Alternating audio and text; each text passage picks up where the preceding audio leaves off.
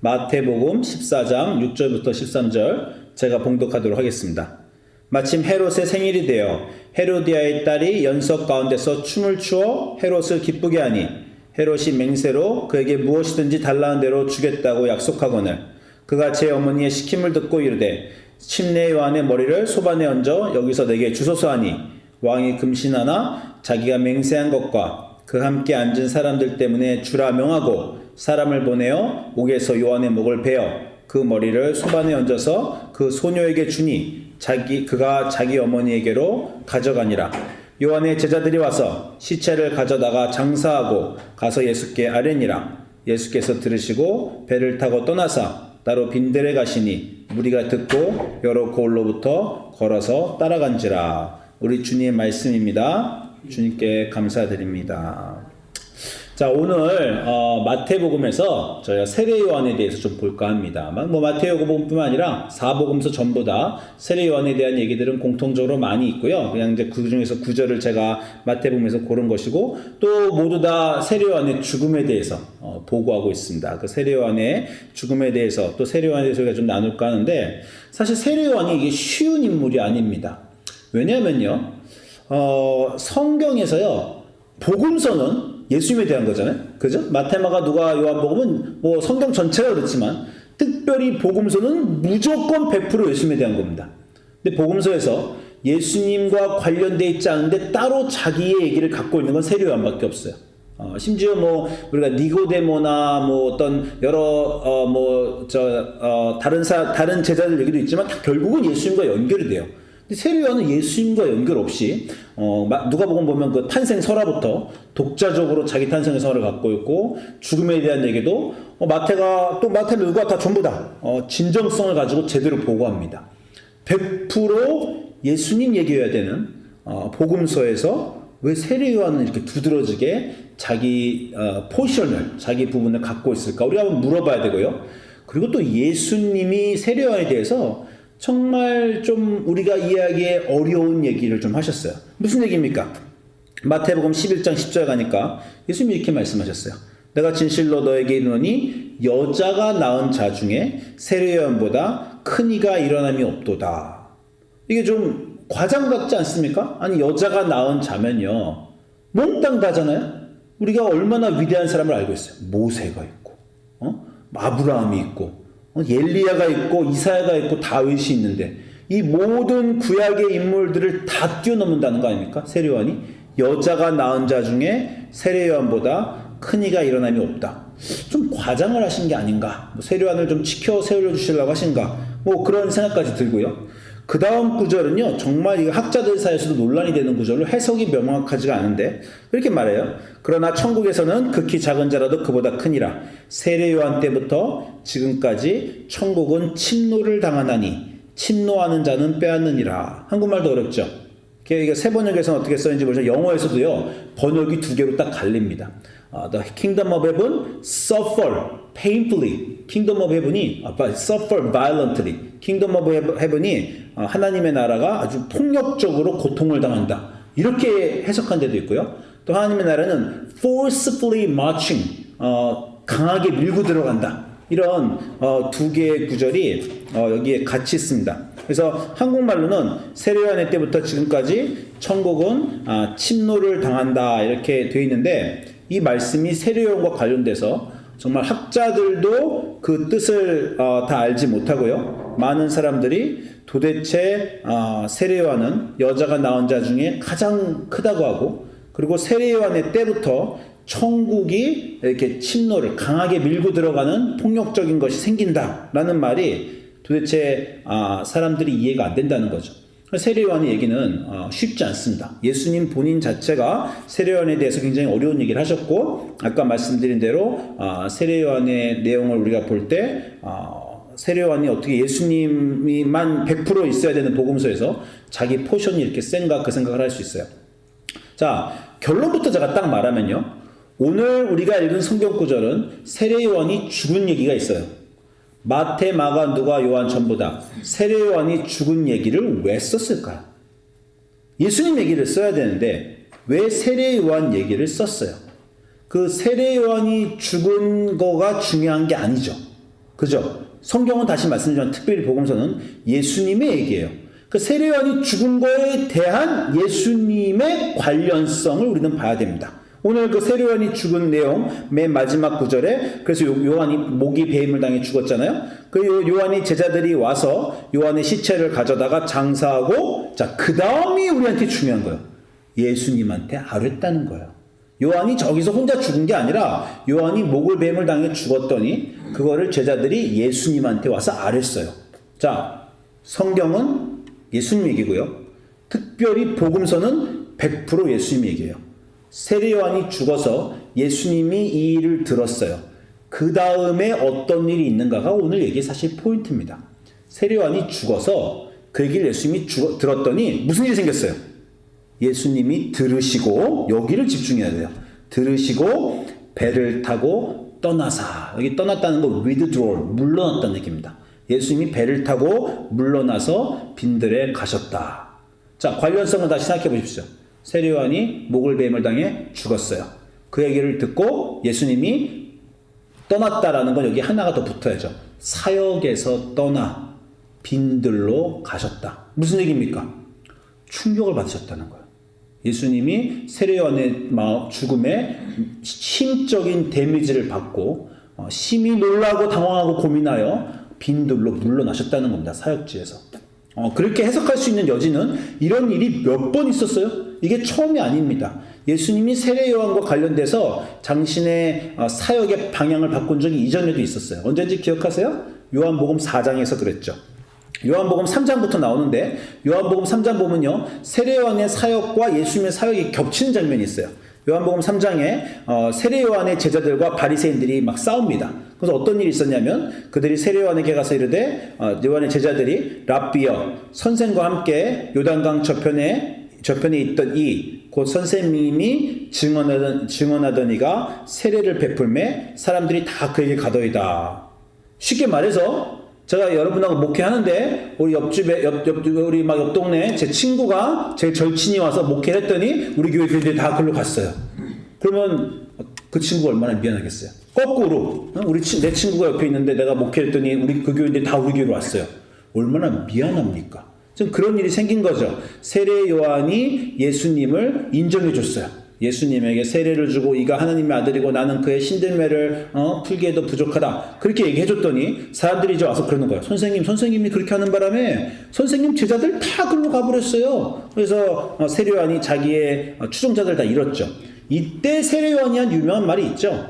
뭡니까? 그는 흥하여야 하겠고 나는 쇠하여야 하리라. 놀라운 말씀을 세례 요한이 했어요. 그건 세례 요한의 멋있는 태도고 예수님은 여전히 미안합니다.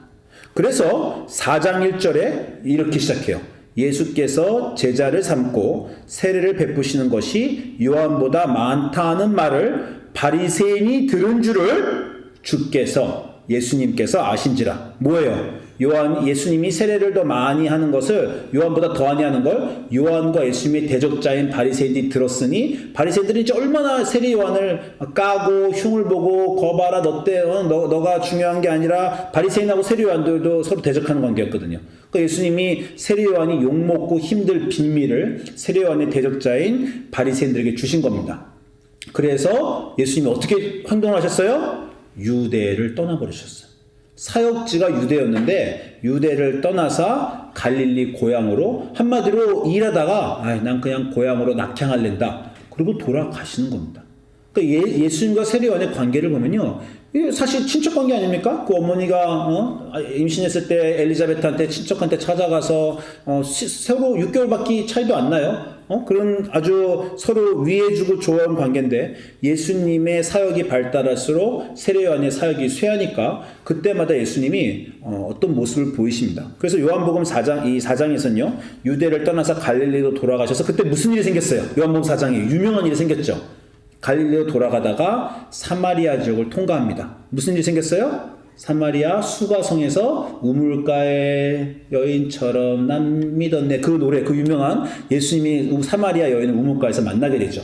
그리고 이 산에서도 말고 저 산에서도 말고 예루살렘을 하나님은 신령과 진정으로 예배한다. 그 유명한 말을 이 여자하고 하면서 그때 무슨 일이 제가 이거를 전에 설교한 적이 있지만 상심해서 자기가 사랑하는 사람에게 상처를 주고 그 사역에 방해가 된 걸 알고 상심해서 낙향하는 중에 사마리아 여자를 만나서 거기서 여자와 같이 얘기하면서 예수님이 회복되는 겁니다. 여자가 회복되는 게 예수님이 회복이 돼요.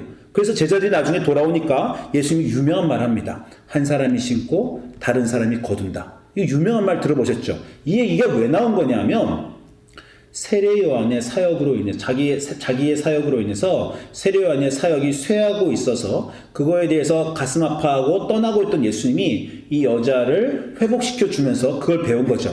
아, 우리는 하나님 앞에서 같이 사역하는 거구나. 세례 요한은 심고 내가 거두는구나.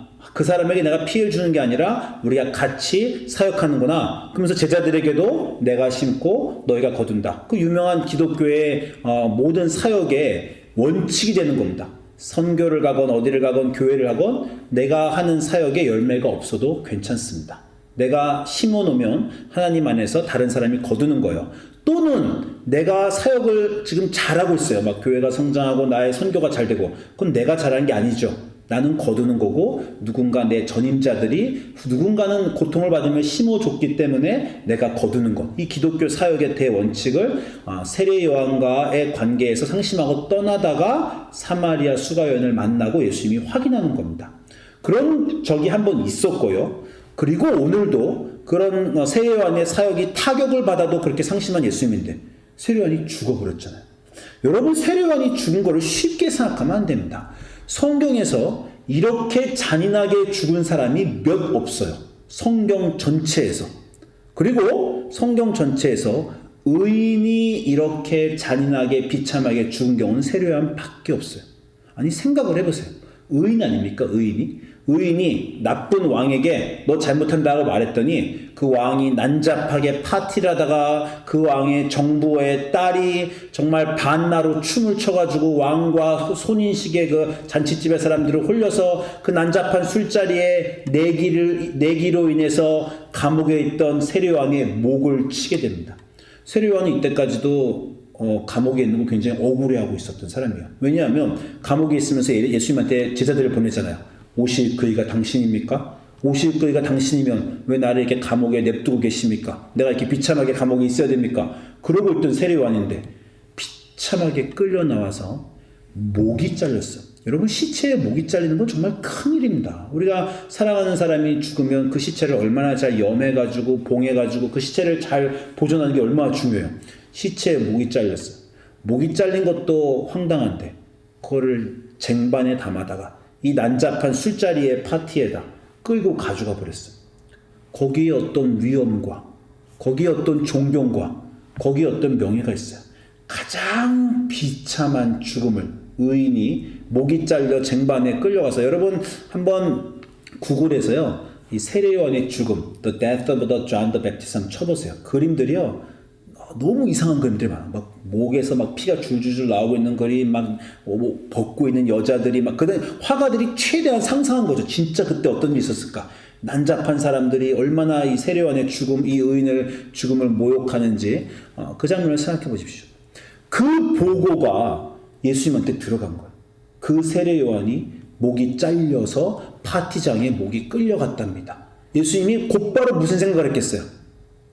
자기의 죽음이 예감됐죠. 그죠? 아까 제가 말했지만 의인이 이렇게 비참하게 죽은 건 성경 전체에서 세례 요한밖에 없다고 말했지만 한 명이 더 있죠? 예수님입니다. 의인이, 하나님의 아들이 정말 이렇게 말하면 좀 미안하지만 개처럼 끌려가서 비참하게 의도맞고 십자가에 못 박혀서 그냥 누구는 뭐 예수님 십자가에 뭐 나체를 못 박혔다 뭐 이런 사람도 있어요. 그 당시 고증을 할 때 수치와 창피와 모욕을 다 당했죠. 세례 요한의 죽음을 딱 보고받는 순간 자기의 죽음이 오버랩 됐을 겁니다. 알고 있잖아요. 아, 내가 죽을 죽음이라는 게 바로 저런 거구나. 그래서 제가 이렇게 그냥 이렇게 말하면 너무 예수님을 인간적으로 말하는 거 아닙니까? 왜 안 그래요? 겟세마니에서 고민하시잖아요. 이런 거 다 알고 계시니까 겟세마니에서 이 잔이 나에게 비켜가면 안 되겠습니까? 애쓰시던 그 예수님 아닙니까? 세례 요한의 죽음이 예수님에게 준 타격이 얼마나 큰지 우리가 알 수 있습니다. 그래서 어떻게 됐다고요? 빈들로 또 물러나셨어요. 나 이 사역 정말 계속해야 되나? 근데 여러분, 세례요한의 죽음 다음에 예수님이 빈들로 물러나셨다가 그 다음 사건은 뭔지 아세요? 그 다음 사건이 바로 오병이어의 사건입니다.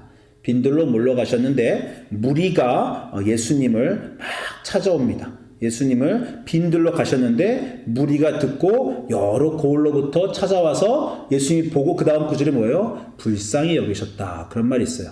자기의 비참하게 죽은 세례요한과 비참하게 죽을 자기 자신에 대해서 예상하고 물러가셨으나 더 비참한 목자 없는 양무리 같은 이 사람들을 보시고 마음이 움직이셔서 예수님이 돌아오신 거죠. 제가 전에 이 설교도 해드렸어요. 왜 그게 중요하냐면 예수님이 30살 때에 사역을 시작하신 이유가 뭔지 아세요?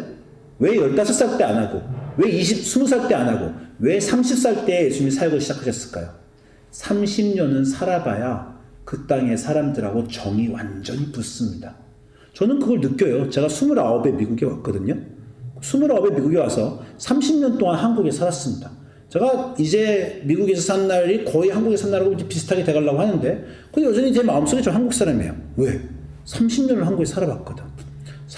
하나님의 아들인 예수님이 30년을 인간들하고 살아보면서 정말 빨래가에서 우물터에서 빨래하는 아줌마부터 시작해서 병 걸려 죽는 친구부터 다 30년을 이 지상에 살면서 인간들과 아주 끈끈한 정을 맺게 됩니다. 그래서 그 사역의 어려움과 그 죽음을 예상하고도 사람들이 몰려오는 것을 보면서 예수님이 그 마음이 움직이셔서 다시 사역 자리에 돌아오세요. 수가 여인을 통해서도 그렇게 사역 자리에 돌아오세요. 예수님의 삶은 철저히 하나님의 아들이 인간으로 사신 삶입니다. 예수님의 삶에서 세례 요한의 중요성은 뭡니까? 아니 예수님의 삶이라고 제가 말하지 말고 여러분에게 쉽게 여러분이 아는 질문을 드릴게요. 세례 요한의 중요성은 뭐예요? 세례 요한이 스스로 자기 입으로도 말하고 사람들이 너는 뭐냐? 그때 세례 요한이 이사야서를 통해서 자기의 정체성을 말해요. 뭐라 그럽니까? 나는 광야에서 외치는 소리인데 뭘 위해서? 주의 길을 예비하라고. 세례 요한은 저는 이거 옛날에 제가 좀 노래를 좀 하면 이제 가스펠이라는 그 드라마에 헐리우드 브로드 뭐죠? 뉴욕에 있는? 브로드웨이 뮤지컬의 가스펠이라는 게 있어요. 거기에 세례 요한의 노래가 있습니다. 주의 길을 예비하라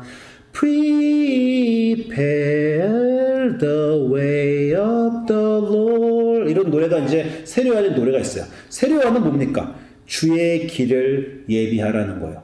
예수님이 세례 요한에 대해서 아까 제가 말한 대로 좀 과장이 섞인 얘기를 한 거 그랬죠. 예수님이 뭐라 했어요? 여자가 낳은 자 중에 세례 요한보다 큰 이가 없다. 제가 조금 좀 예수님이 오버하신 거 아닌가? 아브라함도 있고 모세도 있고 다윗도 있고 엘리야 이사야도 있는데 어떻게 세례 요한이 그 모든 사람들을 다 뛰어넘나? 그 모든 사람들을 세례 요한이 다 뛰어넘을 수 있는 이유가 있습니다. 왜? 세례 요한은 예수님의 길을 예비했는데 예수님의 길을 예비했다는 걸 우리가 흔히 생각하기에는 세례 요한이 회개를 전해서 사람들이 예수님을 맞아들일 것을 예비했다라고 많이들 해석해요. 그럴 수도 있고요. 더 중요한 건 뭐예요? 예수님의 마음을 준비시킨 게 세례 요한입니다. 사역을 위해서 십자가로 가려는 예수님의 마음이 사역하시면서 한 걸음 한 걸음 십자가의 자리까지 그 겟세마네 동산까지 거기서 모든 걸 다 받아들이시고 십자가에 못 박기를 결정하실 때까지 세례 요한을 통해서 예수님이 그 마음을 준비하시는 거예요. 여자가 낳은 자 중에 세례 요한만큼 위대한 이유가 없는 이유는요. 모든 구약의 위대한 아브라함과 모세와 다윗과 이사야와 엘리야는요. 하나님의 종이었습니다. 굉장한 사람들이었지만 바다를 갈랐지만 하나님과 수직관계에 있었어요. 천지창조는 하나님의 명령으로 하나님의 일을 한 하나님의 사람, 하나님의 종입니다. 세례 요한은요. 하나님의 종이 아니라 하나님의 마음을 준비시켜준 사람이에요. 세례 요한이 꼭 그런 게 아니라요. 예수님이 하나님이신 예수님이 인간으로 내려오셨기 때문에 그래서 인간에게는요 가능성이 생겨요. 어떤 가능성? 죽여버릴 수 있는 가능성. 하나님이 하늘에 있을 때는 인간이 감히 하나님한테 아무것도 못합니다. 하나님이 인간의 몸을 입고 예수님으로 땅으로 오시자 하나님이 인간을 하나님이 죽일 수 있는 가능성이 생겨요. 또 무슨 가능성이 생깁니까? 인간이 하나님을 대접할 수 있는 가능성이 생겨요. 인간이 어떻게 하나님을 대접합니까? 딱 한 번 있었죠. 구약에서 아브라함이 하나님이 세 사람의 사막에 찾아왔을 때 음식을 대접한 거. 제가 여러분하고 설교했지만 하나님이 음식을 먹어주셨어요. 아브라함의 대접을 받아주셨어요. 그만큼 아브라함을 존귀하게 해주신 겁니다. 근데 하나님이 인간이 돼서 이 땅에 왔기 때문에 인간인 여자가 하나님을 낳아줄 수 있는 일이 생기고요. 인간인 아버지가 하나님을 키워주고 가르쳐주고 육체적 정신적으로 다듬어줄 수 있는 요셉이라는 사람이 나오고요. 하나님이 인간으로 오셔서 세례 요한같이 하나님의 마음을, 예수님의 마음을 사역을 위해 준비시켜주는 놀라운 일을 인간이 할 수 있게 되는 겁니다. 여자가 낳은 자 중에 세례 요한보다 위대한 이가 없는 이유는요, 그 전에 모든 사람과 다르게 이제 하나님이 사람에게 대접을 받고 위로를 받고 위안을 받는 그 자리까지 내려오셔서 그래요. 여자가 낳은 자 중에 세례 요한보다 위대한 이가 없다라는 말은요, 그 세례 요한이 꼭 위대했다기보다 하나님이 낮게 내려와 주셨다는 얘기고요. 그 말은 이제부터 세례 요한 때부터 그 전에 모든 구약의 사람들은 할 수 없는 하나님을 대접하고 하나님과 친구가 되고 하나님의 할 일을 할 수 있는 자격이 세례 요한 때부터 이제 생긴 거예요. 한마디로 세례 요한이 일바라는 거예요. 일바. 하나님을 대접하는 일바가 된 거예요. 세례 요한이 예수님을 통해서. 그래서 그 다음 구절이 그렇습니다. 여자가 낳은 자 중에 세례 요한보다 큰 이가 일어남이 없다. 그러나 이제부터는 천국에서는 지극히 작은 자라도 세례 요한보다 다 크다. 이제부터 하나님의 나라에 들어갈 사람보다는 다 크다. 그래서 그 다음에 가장 어려운 해석의 말씀이 이해가 되는 겁니다. 세례 요한 때부터 지금까지 이제 세례 요한 때부터 그전에는 안 그랬지만 천국은 침노를 당한다. 뭐예요? 이제 막 예수님한테 대접하고 잘하고 막 그냥 천국으로 사람들이 들어갈 수 있게 돼버렸다는 거예요. 그 전까지는 정말 하나님의 종으로 선지자처럼 살고 위대한 의인이 돼야만 갈 수 있었던 천국에 하나님이 확 밑으로 인간으로 와주신 바람에 우리가 하나님한테 물도 떠다드릴 수 있고 하나님의 일을 옆에서 같이 할 수도 있고 주님의 몸인 교회를 같이 섬길 수 있는 바람에 그냥 기회가 막 그 거룩한 기회가 아무에게나 막 주어져서 천국을 막 가게 됐다. 그런 얘기입니다. 이게 사실. 예수님 뭐라 그래요? 마태복음 10장 40절에 예수님의 제자인 너희를 영접하는 자는 하나님의 아들인 나를 영접하는 자고 나를 영접하는 자는 나를 보내신 하나님을 영접하는 자다. 인간이 하나님을 섬기는 건 너무 어려웠어요. 구약시대에. 하나님을 섬기려면 제사장이 막 정결의식을 거쳐서 겨우 하나님 앞에 죽지 않고 나아가는 그런 위대한 일을 이제 아무나 막 연결이 돼서 막 하게 돼버린 겁니다. 너희들 예수님의 몸인 교회를 섬기는 사람은 하나님의 아들인 예수님을 섬기는 자가 되고 그러면 하나님을 섬기는 자가 됩니다. 선지자의 이름으로 선지자를 영접하는 자는 선지자의 상을 받을 것입니다. 우리는 선지자가 아니에요. 우리는 감히 예언자의 발끝도 못 미칩니다. 근데 예언자, 선지자인 예수님과 그 제자들을 섬기면 선지자의 상을 우리도 받아버려요. 의인의 이름으로 의인을 영접하는 자는 의인의 상을 받는다. 우리는 의인이 아닌데 예수님만 의인이신데 그 예수님의 제자를 영접하는 자, 그게 우리한테까지 연결되어 오는 거 아닙니까? 다 예수님의 그 상을 우리도 받게 된다는 거예요. 그래서 그 유명한 베드로 전서도 이제 이해가 됩니다. 유명하잖아요. 너희는 뭐야? 모든 기독교인들은 택하신 족속이요, 왕 같은 제사장이요, 거룩한 나라요, 그의 소유가 된 백성이니 이는 그의 기이한 빛에 들어가게 하신 이 아름다운 덕을 선포하려 하게 하십니다. 여러분은 제사장이 아닙니다. 여러분 구약을 레위기를 좀 읽어보세요. 제사장이 되려면 얼마나 어려운데. 그냥 가문부터 몇 대가 그냥 정결의식과 성결의식을 아론의 가문에서 그게 나와야 되는데 이제 기독교인 너희들 보고 다 제사장이래. 그냥 제사장도 아니고 왕 같은 제사장이래. 갑자기 이게 어떻게 가능하게 된 일입니까? 예수님이 갑자기 확 내려와져가지고 모든 게 다 바뀌어버렸어요. 제가 저희 집 근처에 있는 얘기 하나 할게요. 제가 새로 이제 이사를 갔는데 다 아시잖아요. 이사 간 저희 집에 이웃이 참 좋은 이웃이 있어요. 이 중국인 집이 바로 우리 집 앞에 있는데 좀 이렇게 미국에 여러분 이사 보면 이웃들끼리 별로 관계가 없잖아요. 근데 이 저희 집 앞에 이제 중국인들은 이제 남편은 2세예요. 이제 여기 캘리포니아한테는 2세고 여자는 아예 1세 중국에서 본토에서 온 1세인데 그 부부인데 저희 집하고 이제 관계도 좀 좋습니다. 그리고 이 사람들이 한국 사람 같아요. 꼭 음식 갖고 오기도 하고 그냥 무심코 방문을 막 두드리고 대문 두드리고 딱 보면 와 있어. 애들하고 같이 놀러 와 그냥. 꼭 한국 사람 뭐 친구야 놀자고 이러고 올라오는 꼭 그런 이렇게 경계를 깨고 좀 이웃이 좀 들어옵니다. 저희가 여행을 갈 때 다 아시겠지만 동물이 있는 집은 여행 가기가 참 어려워요. 동물을 어떻게 할 수가 없잖아요. 고양이 같은 경우는 우리가 그 옆집에 중국인 집이 딸이 셋이나 있는데 우리 고양이를 참 잘 봐주 애를 좋아해요. 그리고 이제 뭐 하와이도 가고 뭐 한국도 가고 여행 갈 때 한 뭐 1주 2주를 옆집에 부탁합니다. 그러면 아주 흔쾌히 해줘요. 흔쾌히 이제 고양이를 해주고 그리고 또 자기들 여행 갈 때 우리 주아인 보고 자기네 화초에 물 좀 주라 그래요. 그럼 이제 부탁하면서 우리가 야 우리 파트타임 잡 좀 해봐라. 그 집 꼬마 여자애들 있으니까 그 고양이 봐주면 우리가 뭐 하루에 뭐 몇십 벌씩 해가지고 이게 돈도 좀 애들한테 용돈도 주고. 근데 그게 아니죠. 사람을 쓰면 뭐 몇 배로 더 비쌀 텐데 인사치레만 하는 거고 그 집도 이제 우리가 이렇게 우리 아들한테 화초에 물 주라고 그러고 또 용돈도 주고 이게 서로 간에 또 끈끈하게 또 뭐 오고 가는 현금 속에 착 트는 우정 아닙니까? 뭐 그것도 되고 서로 친해져요.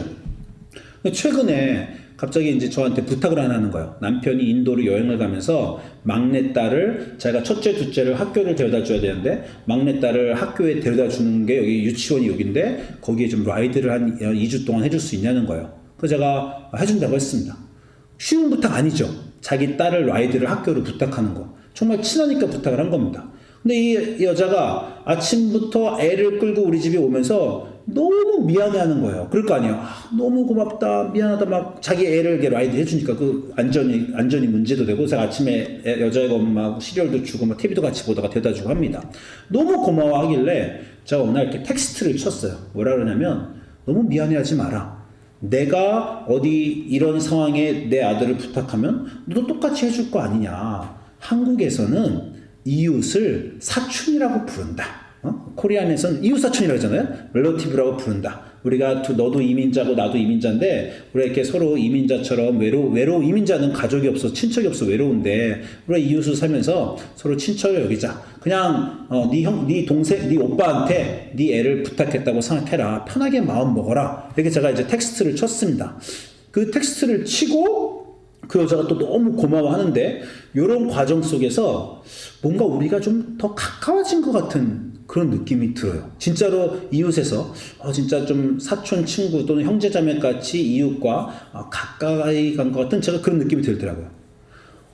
자기를 열어서 남에게 어려운 일을 부탁을 하고 그 사람이 그 호의를 받아줄 때 남이 호의를 제공하고 호의를 받아주고 남의 호의를 부탁할 때 인간은 가까워집니다.